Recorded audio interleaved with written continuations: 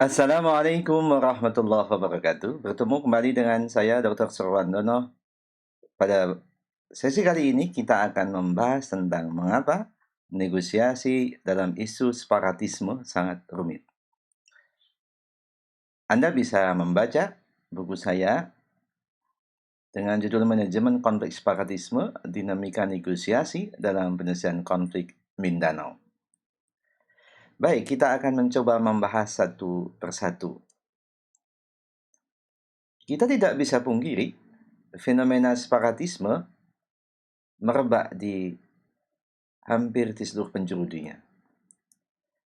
Hampir di semua wilayah benua di dunia, kita bisa temukan jejak-jejak separatisme. Separatisme sudah berlangsung sangat lama dan orang menyebutnya sebagai gejala pandemi. Apakah ini sebagai gejala wabah separatisme? Apakah separatisme bagian daripada wabah politik? Itulah pertanyaan besarnya, sehingga kemudian sangat diperlukan sebuah pengetahuan untuk mengelola separatisme secara produktif. Untuk di Asia Tenggara, kita bisa temukan sejumlah jejak separatisme. Apakah itu terjadi di Indonesia? Apakah nanti kita bisa berbincang tentang sejarah gerakan Aceh Merdeka? Ataukah kita bisa berbincang tentang gerakan Republik Maluku Selatan? Apakah kita bicara tentang organisasi Verdelin di Timur-Timur ketika itu? Ataukah organisasi Papua Merdeka? Sangat banyak kelompok-kelompok separatisme yang pernah muncul di Indonesia. Termasuk di dalamnya ada gerakan Darul Islam yang juga marak di Indonesia. Jejak juga kita bisa temui di Filipina, terutama di kawasan Mindanao. Ataupun di Thailand, terutama di kawasan Thailand Selatan atau di daerah Patani. Di Asia juga kita bisa temukan jejak lainnya, semua di Asia Selatan, seperti di Sri Lanka, seperti di Kashmir. Demikian juga di sejumlah benua Eropa, benua Amerika Latin, kita bisa temukan sejumlah jejak-jejak separatisme. Kita akan belajar dari teori yang dikembangkan oleh Jayadeva Oyangoda dalam buku Encyclopedia of Social Sciences yang berbicara secara sederhana tentang mengapa negosiasi dalam isu separatisme sedemikian rupa rumit. Sehingga kemudian penyelesaian separatisme cenderung hit and run. Cenderung pukul lari, dan tidak kemudian menemukan titik temu yang memadai. Ada beberapa alasan penting yang nanti akan kita kaji secara singkat.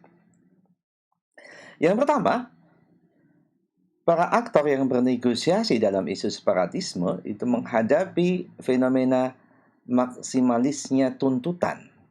Jadi kedua belah pihak itu memiliki tuntutan yang berseberangan. Nah, dalam kurva yang sederhana ini, kita bisa melihat kelompok separatis memiliki tuntutan maksimal berupa menjadi negara merdeka. Kelompok negara yang sedang mengalami separatisme justru menghendaki agar kelompok yang hendak memisahkan diri tersebut bisa direintegrasi. Jadi ibaratnya yang satu menarik ke kanan, yang satu menarik ke kiri. Sehingga ada celah yang kemudian sulit ditemukan titik komprominya. Karena kedua belah pihak cenderung mengembangkan negosiasi posisional. Dalam bahasa sederhana, mengembangkan argumen pokoknya, sayalah yang paling benar, saya yang paling benar. Kedua belah pihak memiliki sovereignty, memiliki kedaulatan yang sulit untuk dikompromikan.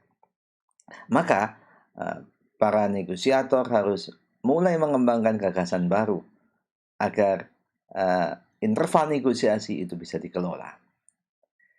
Ini pandangan yang pertama dari Jayadeva Oyangoda. Jadi kedua belah pihak itu memiliki tuntutan yang maksimal, sehingga kemudian kedua belah pihak terjebak pada permainan negosiasi posisional.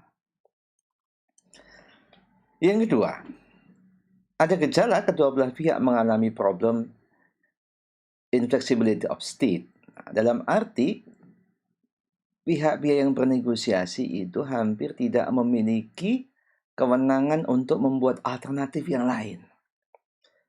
Negosiasi itu membutuhkan gagasan yang fleksibel. Gagasan yang memang memungkinkan kedua belah pihak berkomunikasi. Memungkinkan untuk saling tukar-menukar gagasan. Kertas kerja dalam negosiasi menjadi sangat kaku atau position papernya menjadi sangat konservatif. Sehingga pola-pola ataupun alternative solution itu seringkali tidak mudah dikembangkan. Nah, dalam bahasa yang lebih sederhana, BATNA menjadi rumit. Nah, BATNA adalah best alternative to negotiated agreement. Alternatif terbaik yang bisa untuk dinegosiasikan. Karena kedua belah pihak terjebak kepada tidak stabilnya, tidak fleksibelnya gagasan dalam bernegosiasi, membuat gagasan negosiasi cenderung juga hit and run.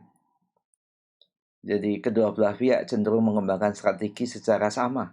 Seumpama sama-sama mengembangkan strategi untuk contending, sama-sama menyerang. Atau bahkan sama-sama melakukan negosiasi dengan strategi inaction.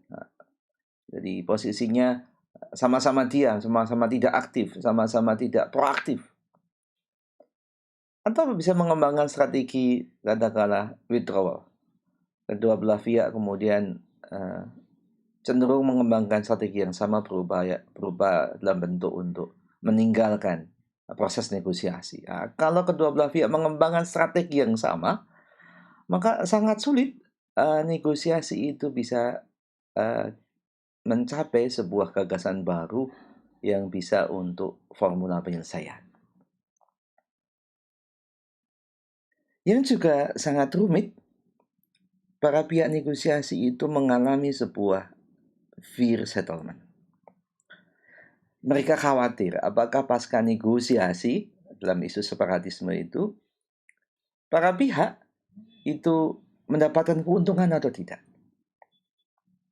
Jangan-jangan pasca negosiasi separatisme justru kelompok separatisme menjadi kelompok yang nanti sangat dirugikan. Atau jangan-jangan nanti kelompok pemerintah yang akan negosiasi dengan separatisme justru legitimasi di masyarakat akan turun. Karena dianggap memberikan ruang kompromi kepada kelompok-kelompok separatisme. Separatisme harus didefinisikan sebagai kriminal. Sehingga kemudian para elit pemerintah juga mengalami dilema. Apakah negosiasi itu benar-benar nanti akan produktif bagi posisi politiknya? Sejumlah pengalaman negosiasi separatisme muncul fenomena seperti itu. Ketakutan-ketakutan dari para aktor negosiasi untuk melakukan proses negosiasi. Jadi ada sebuah kekhawatiran yang sangat mendalam, apakah ketika saya bernegosiasi bagi kelompok separatisme seumpama, justru ini akan menjadi ruang bagi kelompok pemerintah untuk melakukan penangkapan. Apakah negosiasi ini hanya bagian daripada jebakan? Demikian juga, apakah negosiasi ini akan menimbulkan keuntungan legitimasi bagi pemerintah yang berkuasa? Jadi ada sebuah fenomena fear settlement. Maka dalam konteks negosiasi kita perlu meyakinkan bahwasanya we must eliminate fear on the negotiation process. Kita tidak usah mengalami ketakutan sebelum negosiasi itu dilakukan. Tapi sangat jamak, sangat lumrah memang negosiasi separatisme itu menimbulkan yang namanya ketakutan-ketakutan yang luar biasa. Dan yang terakhir, kita tidak bisa pungkiri ada sebuah ketakutan dalam konteks ketidakpastian hasil dan implementasi dari hasil. Apakah negosiasi itu akan berhasil mensepakati sebuah keputusan, apakah keputusan yang diterima tersebut bisa diterima oleh masyarakat yang diwakilinya? Semua bagi kelompok-kelompok separatis, apakah hasil negosiasi itu bisa diterima oleh kelompok separatisme di masyarakatnya? Bagi pemerintah, apakah hasil negosiasi itu bisa diterima oleh parlemen, oleh masyarakat? Yang berikutnya ini akan terkait dengan proses rulemaking. Artinya apakah hasil negosiasi tersebut bisa diimplementasikan, bisa dijalankan.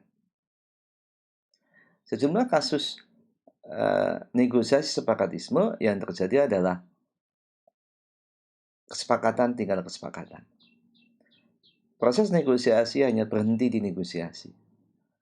Tidak ada yang namanya post-agreement negotiation, tidak ada negosiasi pasca kesepakatan itu disepakati.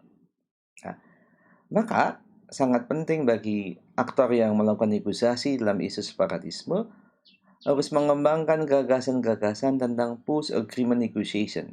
Negosiasi separatisme itu bukan sebagai sebuah single activities, tapi sebagai sebuah fenomena serial activities. Nah, maka kita harus istiqomah, maka kita harus firm, kita harus yakin, sehingga gejala separatisme sebagai pandemi itu bisa diatasi. Sehingga harapan kita bersama, dunia itu akan semakin ramah dengan berkurangnya, katakanlah, aktivitas-aktivitas separatisme. Terima kasih atas perhatian dari para pemirsa semua. Semoga bermanfaat. Saya akhiri. Assalamualaikum warahmatullahi wabarakatuh.